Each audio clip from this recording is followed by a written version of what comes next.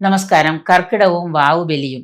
കർക്കിടകത്തിൽ തന്നെ വാവുബലി ഊട്ടണോ? പിന്നീട് ഊട്ടിയാൽ പോരെ? വാവുബലി കർക്കിടകത്തിൽ തന്നെ വേണമെന്ന് എന്താണ് നിർബന്ധം? കർക്കിടക മാസത്തിൽ വാവുബലിയും തമ്മിൽ ബന്ധം എന്ന് പറഞ്ഞാൽ പ്രപഞ്ച വിന്യാസം അറിഞ്ഞിരിക്കണം.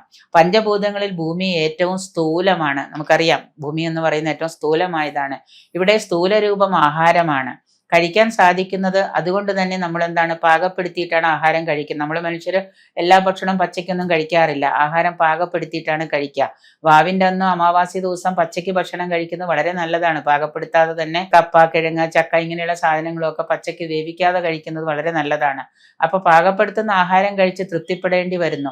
എന്നാൽ ശരീരത്തിനുള്ളിൽ ഒരു സൂക്ഷ്മ ശരീരമുണ്ട്. ഇത് പ്രാണമയമാണ്. ഈ ശരീരം വിടുന്ന ജീവൻ, നമ്മുടെ ശരീരം വിടുന്ന ജീവൻ എന്ന് പറയുന്നത് പ്രാണൻ മാത്രമായിട്ട് സ്ഥൂല ദേഹമില്ലാത്തവനായിട്ട് പിതൃലോകത്ത് വസിക്കുന്നു എന്നാണ് നമ്മുടെ വിശ്വാസം.